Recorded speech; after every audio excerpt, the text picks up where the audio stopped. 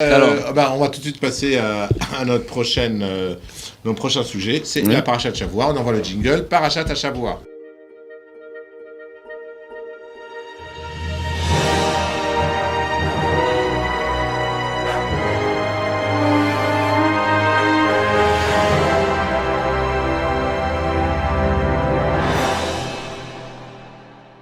Et voilà, on se retrouve avec... Tu vois comment il est doux ce jingle? Ouais, il est J'ai bien. envie de dormir moi quand je l'entends. Alors, on se retrouve tout de suite avec Parashat Shavua. Alors, on va essayer de coller Tamar. Tamar, c'est quoi la Parashat de cette semaine? Parashat Vayera, je crois. Bravo. Ah ouais. C'était pas gagné, hein. Bravo. Non, pas gagné du tout. Non, bravo. Ah voilà. Donc, si vous voulez voter pour quelqu'un qui connaît la Parasha, votez Tamar. Alors, Stéphane, encore un petit mot sur la Parasha? Alors, rapide, comme ça, en 1-2 minutes. Donc, Vayera, c'est d'abord... Toujours son accent algérois, hein. Vayera. Non, je sais pas ce qu'il fait. Non, j'ai bien dit, Rav, arrêtez. Non, vas-y, refais. Vayera. Ouais, c'est bien. Ah, voilà, c'est... Vayera. Bravo. Quelque chose Démarre. contre les Algérois? Non, on aime beaucoup, on aime beaucoup tout Si le on en monde. a pris un, c'est pas pour les quotas, Voilà. c'est parce qu'on l'aime. Hein. Voilà. Il se passe plein de choses dans Vayera, ok. Voilà. On est donc...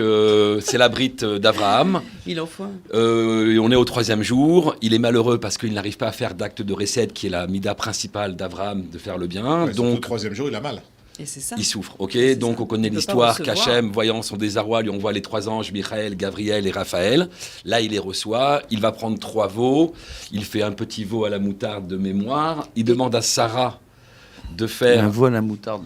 Oui, Alors mais là, vas-y. Non, mais attends, Non, mais je l'ai arrangé, là, le... Je crois que c'est c'est de la un plat langue. marocain qui fait. Il fait de la langue au capre ou à de la la langue moutarde. de veau. Excusez-moi. Non, de la langue. C'est de la langue. De la langue. Langue de veau. À la avec de la moutarde, oui. Oui, Un plat Abraham. marocain. Vas-y, continue. Il n'a pas fait de la là, je vous signale, Non, non. celui des Tunisiens. Et la suite, c'est que là, D'accord. d'ailleurs, dans cette On ne répondra pas à paracha, Tamar. nous avons la première recette. Il vient de la Chaldée, hein, Abraham. Alors on y va. Première recette de pâtisserie, Rav.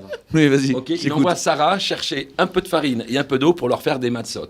Ok. Ok. Donc ensuite, dans cette paracha, il y a plein d'événements. Hachem va détruire Sodome et sauver Lot. Sodome vers Amora. Voilà. C'est pas le même endroit. Ok, D'accord, merci, vas-y. parce que grâce va à sauver ça, le- on a la mer morte aujourd'hui. Grâce à ça, on a Enboka qui est par dérivé Elat, grâce Voilà. à cet événement. Enfin, on n'en parle pas, mais c'est Bon, comme ça. vas-y, continue. Ok. Ensuite, nous avons la naissance d'Israël dans cette paracha. Oui. Un phénomène. Oui. Ensuite, il y a une épreuve d'Abraham qui lui fait particulièrement de la peine, c'est qu'il doit renvoyer Agar et Ishmaël, parce que Sarah s'est un petit peu plaint du comportement de Ishmaël. Donc Abraham, Il lançait des flèches sur son frère. Comme exactement. quoi, déjà, c'était des... Ok. On apprend aussi l'enlèvement d'Aviméler, de Sarah par Aviméler, donc Abraham, Aviméler qui est qui est le roi de qui de... De. de qui Tamar va nous le dire. Tamar va Tamar. nous le dire. Ben. De- Non, elle va pas vous le dire. Ok. Grave. Joker. Ah, Ah, c'est là Ah, je tu pense l'as- Joker. maintenant. Non, allez-y, Rav. Joker. Roi des Philistines. Ah, des Philistins. ah oui. Vas-y, Ok, continue. donc là il fait passer, il dit que c'est ça parce qu'apparemment ils aimaient bien les jolies femmes et Sarah était une des plus belles femmes de la création.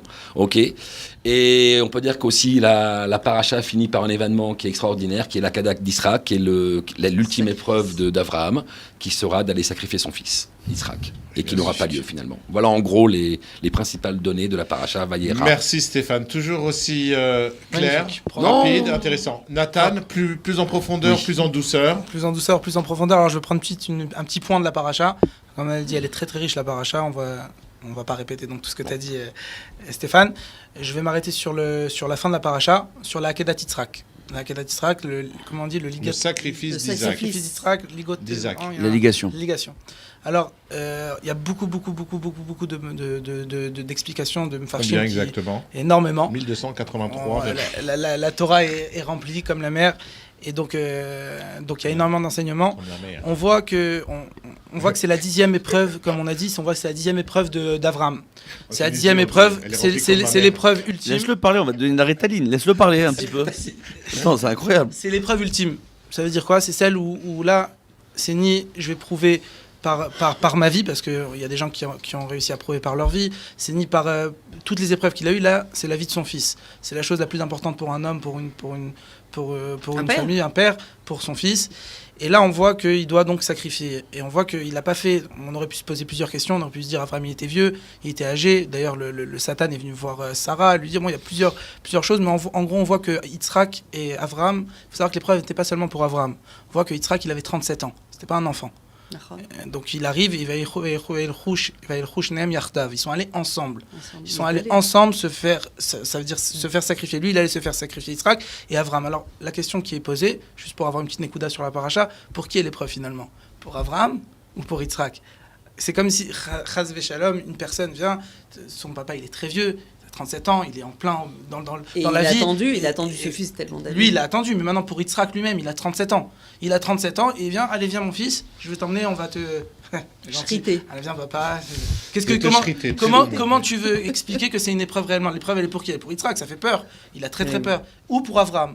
Alors en fait... L'épreuve, évidemment, pourquoi on dit que finalement c'est l'épreuve d'Avram et pas celle d'Yitzhak, malgré que c'est une très grosse épreuve pour Yitzhak, c'est qu'Yitzhak il était Kulo Hashem.